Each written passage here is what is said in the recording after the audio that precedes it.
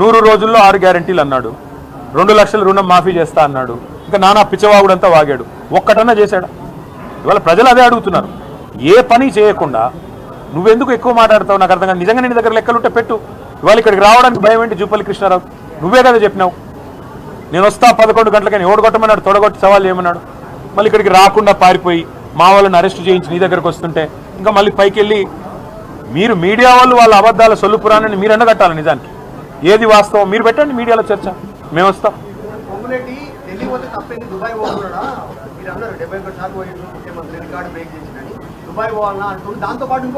72 సార్లు పోవడం అంటే నేను అన్నది ఎందుకు? ఢిల్లీ పోతే నాకు ఎవడు ఇజ్జత్ ఇస్తలేడు అని నువ్వే అంటున్నావు. మరి ఎవడు పిలుస్తుండే నిన్నాడా?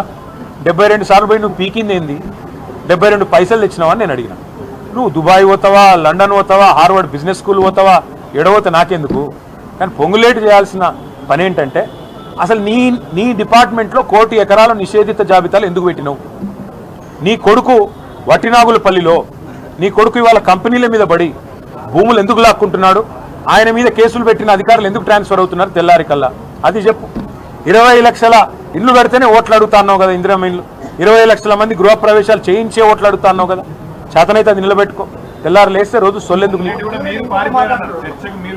ఏ చర్చ? ఏ చర్చ? ఏ చర్చ చెప్తున్నాను కదా. మేము హైదరాబాద్లో 1,00,000 ఇల్లు కట్టాం, డబుల్ బెడ్రూమ్ ఇల్లు మేము 1,00,000 ఇల్లు కట్టాం. పొంగులేటి శ్రీనివాసరెడ్డి 1,01 ఇల్లు కడితే, ఈరోజు చెప్తా ఉన్నా, 101 ఇల్లు హైదరాబాద్లో కనుక పొంగులేటి శ్రీనివాసరెడ్డి కడితే దేనికంటే దానికి నేను సిద్ధం. రెండవది 20 లక్షల ఇల్లు కట్టినాకనే ఓట్లు అడుగుతాను పొంగులేటి శ్రీనివాసరెడ్డి చెప్పాడు. కావాలంటే మీడియా మీకు మీ అందరికి కూడా వీడియో నేను పంపిస్తా. ఆయన మరి సవాల్కి సిద్ధంగా ఉన్నాడు చెప్పమని.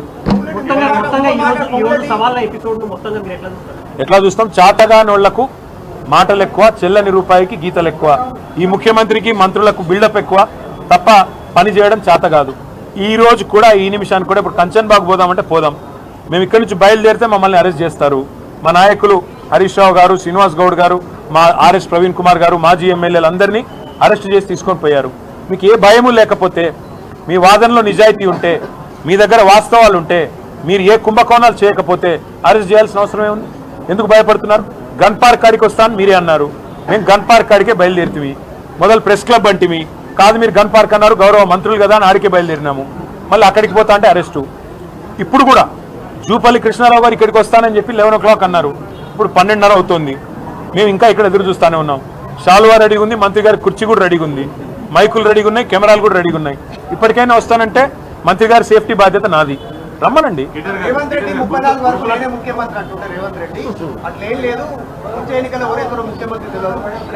వచ్చే ఎన్నికల్లో ముఖ్యమంత్రి కేసీఆర్ గారు అవుతారు, రాసి పెట్టుకోండి.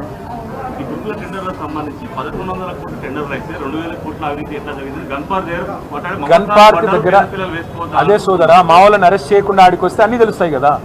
మీరు అంత భయపడుతూ ఇదేమన్నా మోనోలాగ్ మాత్రమా? డైలాగ్ కావాలంటే ఇద్దరు రావాలి.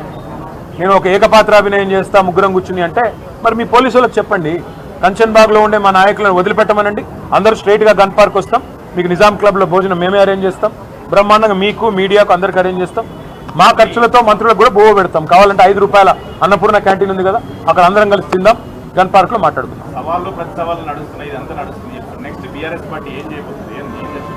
ఎదురు చూస్తాం మంత్రుల కోసం. అసెంబ్లీ వస్తుందా చూద్దాం, మా పని మేము చేస్తాం. ప్రజాపాలన అంటున్నారు కదా, ఈ ప్రజాపాలనలో జరుగుతున్న అవినీతి, ఈ ప్రజాపాలనలో మీరు చేస్తున్న వింత వింత కార్యక్రమాలు, మీరు చేస్తున్న విడ్డూరమైన పనులు, మీ అన్నదమ్ముళ్ళు రేవంత్ రెడ్డి గారి అన్నదమ్ముళ్ళు, రేవంత్ రెడ్డి గారి అనుయాయులు చేస్తున్న దోపిడీ, ఇట్లా ఒక్కొక్క వర్గాన్ని వంచిస్తున్న తీరు. ఇవాళ పిల్లల్ని మోసం చేసి 2 లక్షల ఉద్యోగాలని చెప్పి, సంవత్సరంలో 2 లక్షల ఉద్యోగాలు ఇస్తామని చెప్పి పిల్లలందరినీ మోసం చేశారు. 19,000 ఉద్యోగాలు ఖాళీగా ఉంటే ఇవాళ 5,000 ఉద్యోగాలని చెప్పి రేవంత్ రెడ్డి గారు చెప్తా ఉన్నారు. ఇంతవరకు అది కూడా నోటిఫికేషన్ ఇవ్వలేదు. అందుకే నేను అనేది ఒక్కొక్క వర్గాన్ని కలుస్తాం, కాంగ్రెస్ వాళ్ళకు చేసిన మోసాన్ని వివరిస్తాం. రైతు సంగ్రామ సదస్సు ఎట్లా అయితే రైతు డిక్లరేషన్ జరిగిన వరంగల్లో పెట్టామో, అట్లాగే యువజన డిక్లరేషన్, ఎస్సీ ఎస్టీ డిక్లరేషన్, అట్లాగే బీసీ డిక్లరేషన్, మైనారిటీ డిక్లరేషన్, అట్లాగే విద్యార్థి డిక్లరేషన్, ఇవన్నిటికి సంబంధించి కార్యక్రమాలు తీసుకుంటాం. ఆయా వర్గాలకు కాంగ్రెస్ చేసిన మోసాన్ని తప్పకుండా వివరిస్తాం, అందరినీ చైతన్యవంతులు చేస్తాం. ఇప్పుడు పిల్లలు మాట్లాడతారు, దయచేసి వాళ్ళ వర్షన్ వినండి అని చెప్పి నా ప్రార్థన. అడ్డగోలుగా మా జీవితాలతో ఆడుకుంటున్న కాంగ్రెస్ ప్రభుత్వానికి మరియు రేవంత్ రెడ్డి గారికి ఈరోజు నేను ఒకటే చెప్దాం అనుకుంటున్నాను. మేము గత ప్రభుత్వంలో మీ అంత హై క్లాస్గా ఉండకపోయినా ఇట్లా రోడ్ల మీద అయితే పడలేదు ఎప్పుడు. మరియు మీరు ఇస్తా అన్న జాబులు మరియు మీరు ఇస్తానన్న స్కాలర్షిప్లు అవి గాలికే పోయినాయి. మా బతుకులతో ఇట్లా ఆడుకుంటున్నావు, నీకేం అధికారం ఉందని చెప్పేసి ఈరోజు నేను ప్రశ్నిస్తా ఉన్నాను. అది కాక ఇప్పుడు మా జీవితాల కన్నా కూడా నీకు అప్పులు అవన్నీ ఎక్కువైపోయినాయి. అవన్నీ డైవర్షన్ పాలిటిక్స్ అనే ఈరోజు నేను చెప్తా ఉన్నాను. సరే అవే డిస్కస్ చేద్దామని చెప్పి వస్తా ఉంటే పేపర్ మీద ఆన్ పాయింట్ పెట్టే దమ్ము లేనోళ్ళే ఇట్లా అక్రమంగా అరెస్టులు చేస్తారని కూడా ఈరోజు నేను చెప్తా ఉన్నాను.